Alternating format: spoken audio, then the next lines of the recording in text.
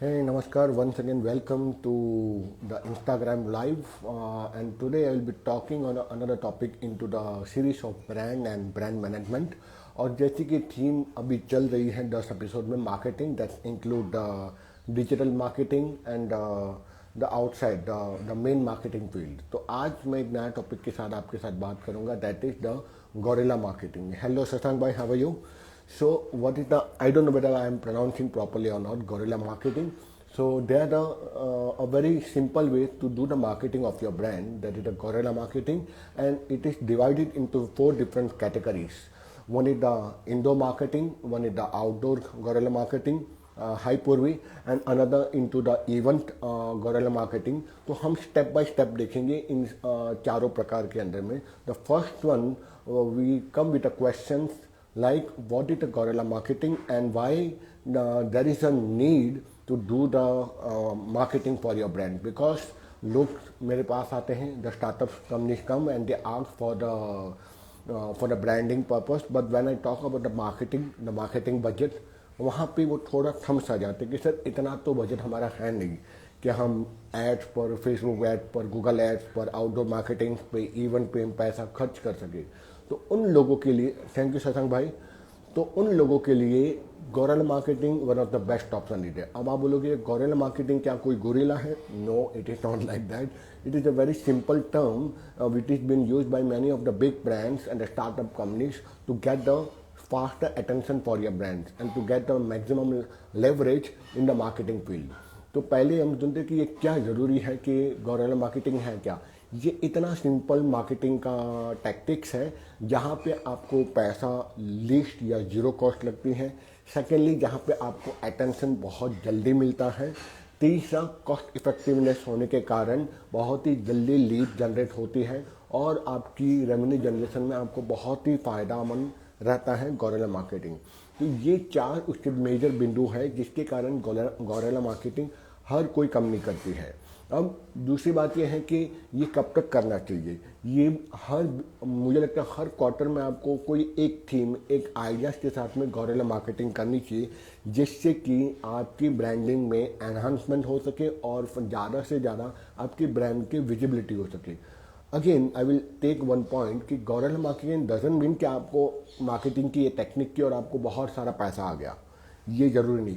इससे आपके ब्रांड के ऑफकोर्स इसके रेवेन्यू भी जनरेट होता है ये मार्केटिंग टेक्निक के साथ, लेकिन साथ साथ में सबसे बेस्ट पॉइंट जो मुझे इसका लगता है वो है आपके ब्रांड की विजिबिलिटी बढ़ जाती है, ब्रांड रिकॉल वैल्यू आपकी बढ़ती है, लोगों के अंदर में आपके ब्रांड के बारे में ज़्यादा अवेयरनेस आती है, और सबसे इम्पॉर्टेंट कि आपकी रीच लोगों तक बढ़ जाती है। जो आप सोशल मीडिया पे करना चाहते हो कि आपकी रीच बढ़े, जो आप चाहते हो कि आउटडोर में लोगों का आपके बारे में पता चले, तब ये गोरिल्ला मार्केटिंग टैक्टिक्स आपकी बहुत काम करती है। ओके, तो now that's are the benefits of the gorilla marketing for any brand. अब ये किसके लिए सहायक है? सबके लिए। चाहे पर्सनल ब्रांडिंग करते हो, आप हाउसवाइफ हो, आप नया बिजनेस स्टार्ट कर रहे हो, आप चाहे एस्टेब्लिश ब्रांड हो, आप एसएमईज हो, आप एक नई स्टार्टअप कंपनी हो, आप एक कम्युनिटी हो, या पर्सनल ब्रांडिंग पे प्रोडक्ट या सर्विसेज आप बेच रहे हो, इन सब पे ये काम करता है। नाउ डिपेंड कि आपको, पहली बात है आपको अपनी इस टेक्निक को यूज़ करने पे से आपकी टारगेट ऑडियंस क्या है, इसको आपको चेक करना है। टारगेट ऑडियंस चेक करने के मतलब जैसे I mean to the numerology, branding, logo designing, giving the brand name. तो मुझे पता है startup companies, funded startups and individual freelancers, ये 3 लोग मेरे ऑडियंस हैं। तो मुझे इन तीनों को ये 3-4 ऑडियंस को कैप्चर करना है। तो ये सारे जो startup, freelancers, agencies, funded startup, ये लोग क्या सोचते हैं और इनके लिए क्या चीज़ मायने रखती है, उस थीम को पकड़कर मुझे अपनी प्रोजेक्शन करनी है अपनी मार्केटिंग की। ओके, लाइक पहले मैं आपको इन 4 कैटेगरीज के जो गोरिल्ला मार्केटिंग है उसकी मैं एग्जांपल दे देता हूँ। जैसे पहले आती है outdoor gorilla marketing. Outdoor gorilla marketing का ये प्रकार है जिसमें हम आउटडोर में इवेंट्स करते हैं, कोई मार्केटिंग कैंपेन ऐसा रन करते हैं जिससे कि वहाँ आउटडोर में जितने भी पब्लिक से ऑडियंस है आसपास जा रही है, उनके अटेंशन तुरंत पकड़ सकता है। जस्ट मैंने यहाँ पर कुछ चीज़ें यहाँ लिख के रखी, just give me a few 2 minutes. हाँ, एक मैंने देखा था डोमिनोज का। डोमिनोज ने अमेरिका में क्या किया था कि when they started gorilla marketing, they have look के वहाँ पर अमेरिका के अंदर में, वहाँ आई थिंक 33 या 35 स्टेट है, बहुत ज़्यादा, या 65 स्टेट है छोटे छोटे। वो मैक्सिमम स्टेट में, जिसको हम राज्य बोलते हैं, वहाँ पर एक सबसे बड़ी समस्या आती है। समस्या क्या थी? पॉट होल बहुत ओपन थे, और पॉट होल यानी जो मैन होल जो हम लोग यहाँ कहते हैं, ठीक है, वो ड्रेनेज सिस्टम में वहाँ इश्यूज आ रहा था। तो इन्होंने क्या कर दिया, इन्होंने यूएस का पूरा मैप ले लिया, और जहाँ जहाँ भी इश्यू हो रहा है वहाँ पर पॉट होल का एक मार्केशन मैप के ऊपर में स्टेट जो यूएस का मैप है वहाँ पर मार्केशन करने के ये एरिया में ये इशू पॉट होल्स के हो रहे हैं। और लाल कलर का जो डोमिनोज का थीम है वो पूरा लाल कलर के इसमें पूरा थीम बैठा हुआ था, और जहाँ जहाँ पे इश्यूज आ रहे थे पॉट होल्स के, वहाँ पे मार्केशन मैप के ऊपर वहाँ मार्केशन डाल दिए कि यहाँ पर पॉट होल ठीक से बने हुए हैं नहीं गवर्नमेंट की तरफ से, यूएस गवर्नमेंट की तरफ या स्टेट गवर्नमेंट की तरफ से। इसीलिए उन्होंने उसका कैंपेन रन कर दिया और सब जगह वहाँ पर डालना शुरू कर दिया। अब इसका कारण क्या हो गया? जितनी बार ये इश्यूज इन्होंने फ्लैग के ऊपर डालना बता दिया कि यहाँ पे ये एरियाज पे पॉट होल्स प्रॉपरली नहीं बनाए गए, वहाँ पे लोगों का ध्यान गया, और वहाँ पे उस एरियाज के जो पॉलिटिशियन थे, जो गवर्नमेंट की जो एजेंसी, उन्होंने एक्टिवली काम करना शुरू कर दिया। अब इससे क्या हो गया? वहाँ पर काम भी होना शुरू हो गया as a CSR, as a proper responsibility for the people, plus साथ साथ में डोमिनोज की बहुत ज़्यादा विजिबिलिटी होने लगी।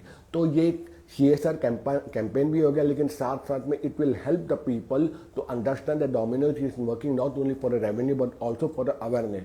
तो ये एक तीर दो निशान जैसे हो गए, इतना अच्छा इन्होंने काम किया था डोमिनोज ने। एक और आता है हुंडई का। हुंडई में स्पेन में ये एक्टिविटी हुई थी आउटडोर में, जहाँ पे इको फ्रेंडली उनको ये कार लॉन्च करनी थी, आई थिंक EV के अंडर में।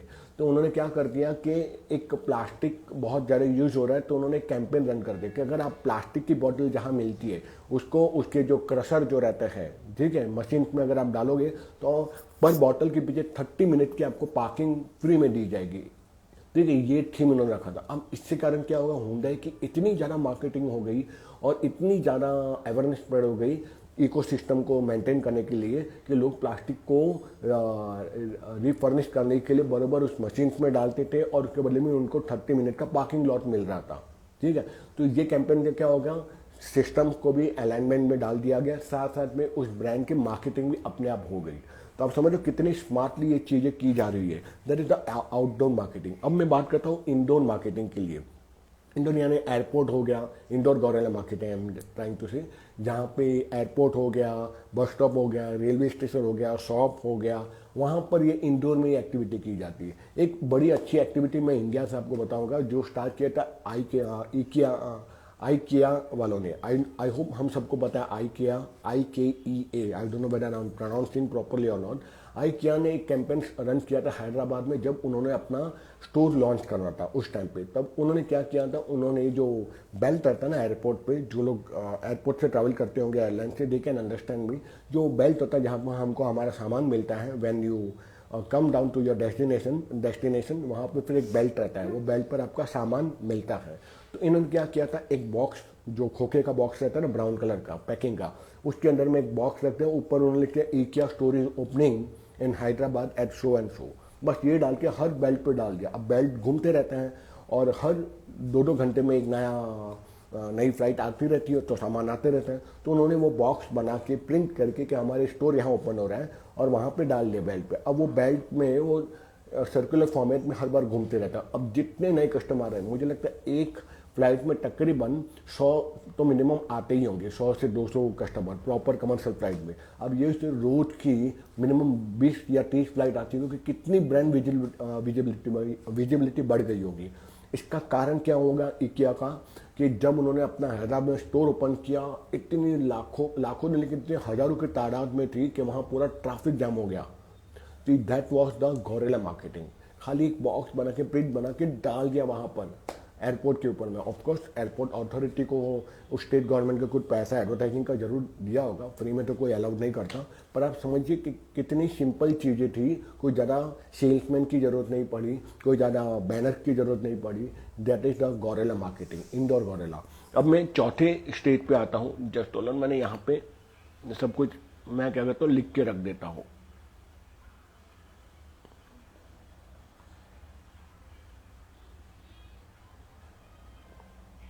ठीक है, ये है ठीक है। फिर आता है event Ambrose Gaurela marketing. Event Ambrose यानी कोई स्पेसिफिक इवेंट में अपने ब्रांड को नोटिसेबल फॉर्म में रखना हो तब इवेंट गौरेला मार्केटिंग किया जाता है। उसकी एक सिंपल मेरे को याद आती है, एक ओलंपिक का इवेंट है, इस फॉरगॉट वो कौन सा साल का था याद नहीं, उसमें नाइकी और एडिडास दोनों में टक्कर लग रही थी कि कौन आगे आएगा। तो आई थिंक नाइकी ने उसको स्पॉन्सर किया था, एडिडास ने, आई डोंट रिमेंबर, पर नाइकी या एडिडास किसी एक ने स्पॉन्सर किया था। तो जो स्पॉन्सर कर लेता है तो फिर उसकी ब्रांडिंग सब जगह रहती है। तो मुझे जहाँ तक याद आ रहा है नाइकी ने सब जगह उसको नाइकी ने या एडिडास ने सब जगह उसको स्पॉन्सर कर दिया था। Maybe I am wrong, Nike या एडिडास किसी एक ब्रांड ने कर, तो दूसरे ब्रांड को तो अब अलाउ नहीं था स्पॉन्सरशिप टाइटल के लिए। जैसे होता ना वीवो वर्ल्ड कप 2021, वैसे वो स्पॉन्सर उसका टाइटल मिल चुका था, अब दूसरे ब्रांड को नहीं मिल रहा था। तो उन्होंने क्या किया, बहुत simple event gorilla marketing start की। What they do, can you believe it, उन्होंने क्या किया, जितने स्पोर्ट्स पर्सन थे ना, ठीक है, उनको, मुझे लगता है ये नाइकी था, उनको उन्होंने ये अपने जूते और टी शर्ट पर तो टाइटल तो रहता ही है, तो उस पर उन्होंने जूते दे दिए कि आप हमारे जूते पहनिए खाली। ठीक है, तो उन्होंने जितने भी एथलीट्स थे ना उनको जूते पहना दे दिया और उसके आधार पर उन्होंने एडवर्टाइजिंग शुरू कर दी। कहते हैं टाइटल स्पॉन्सर ना होने के बावजूद भी ये जो दूसरा राइवल ब्रांड था, I don't know whether it's Nike और एडिडास, उन्होंने इतना ज़्यादा पैसा कमाया कि टाइटल स्पॉन्सर ना होने के बावजूद भी उनकी सेल्स रेवेन्यू इतनी बढ़ गई कि यूट्यूब पे व्यूअरशिप बढ़ी, ट्विटर पे फॉलोअर्स बढ़े, बहुत ज़्यादा उसकी एंगेजमेंट और शेयरिंग होने लगी। तो you can understand what was the greater impact of that shoe brand. ठीक है, that is the indoor Gaurela marketing, sorry event gorilla marketing. Now it the experimental Gaurela marketing. एक बार एक्सपेरिमेंट भी करना पड़ता है। ये अगेन मैं आपको एग्जांपल देता हूँ, एक्सपेरिमेंटल गौरेला मार्केटिंग में इंडिया में हुआ था। नाइसिल कल के एक ब्रांड ने स्टार्ट किया था, जो ये प्रिकली हिट पाउडर के फॉर्म में माना जाता है, ठंडा ठंडा कूल कूल, वैसा कुछ कैंपेन उनका रन होता है कि गर्मियों में अगर आप डालते हो तो वो गमों से एक्ने पिंपल्स वो चले जाते जो बॉडी पर होते हैं। तो इन्होंने बहुत ही सुंदर इवेंट पर किया था। इन्होंने किया था, एक जो बस स्टॉप रहता है, आई थिंक यह हैदराबाद में ही हुआ था या बेंगलोर में हुआ था, I don't remember the place. तो वहाँ पे क्या किया था उन्होंने, जो बस स्टॉप के ऊपर जो होर्डिंग्स रहती है ना बस स्टॉप के अटैच में, उसके ऊपर उसकी पूरी ब्रांडिंग कर दी और उस होर्डिंग के नीचे में उन्होंने एसी लगा दिया। यानी बाहर एक बराबर सा नाइसिल का बड़ा सा बोर्ड था, बोर्ड के नीचे, होर्डिंग के नीचे नाइसिल, एक्चुअली एसी था, उसके ऊपर कवर करके नाइसिल का जैसा बॉक्स रहता है, जो डब्बा रहता है, वैसे कर दिया और वहाँ से ठंडी ठंडी हवा आ रही थी। तो people are going toward that AC vacuums और वहाँ से उसको हवा आ रही थी ठंडी ठंडी एकदम, जैसे एयर कूलर कैसे ठंडा सा हवा छोड़ता है कुछ वैसे ही। अब इससे क्या, एक इंसान जाता है तो दूसरा इंसान मिल जाता है, तीसरे को देखा, 10 लोग को देखा और 10 लोग आते हैं। इसको कहते हैं social proof in a digital marketing. तो क्या होता है, सब लोग आपके वहाँ देखने लगे कि ये हो क्या रहा है यहाँ पे एग्जैक्टली। इसके कारण क्या होगा, भीड़ बढ़ने लगी और वो एक ही बस स्टॉप पर नाइसिल का इतनी ब्रांडिंग अच्छे से हुई ना कि पूरी सिटी में वो फेमस हो गया। Not only on the city, on a world wide, I mean on a India, pan India, वो सोशल मीडिया पर वो कैंपेन बहुत फेमस हो गया है नाइसिल का। That is the event. एक इवेंट ये बोलते हैं ना एक्सपेरिमेंटल फॉर्म में भी किया जा सकता है। तो इस तरह से ये 4 मैंने आज आपको एग्जांपल बताया और बताया कि नाइसिल से लेकर पिज़्ज़ा में डोमिनोज से लेकर हर इंडस्ट्री के लोग गौरेला मार्केटिंग करते हैं। तो आपको देखना है आपके लिए गौरेला मार्केटिंग में कौन सा प्रकार आपके लिए बेस्ट रहेगा, indoor, outdoor, experimental event, that you have to decide, that you have to understand the trending topic, you have to understand the situation, understand your audience, and then you have to decide your marketing campaign. So I hope I have add enough value to your what we say in valuable time. So इसलिए thank you for watching to me, and I shall see you into the another video into the theme of marketing with some different topic for you. Thank you very much for listening to me.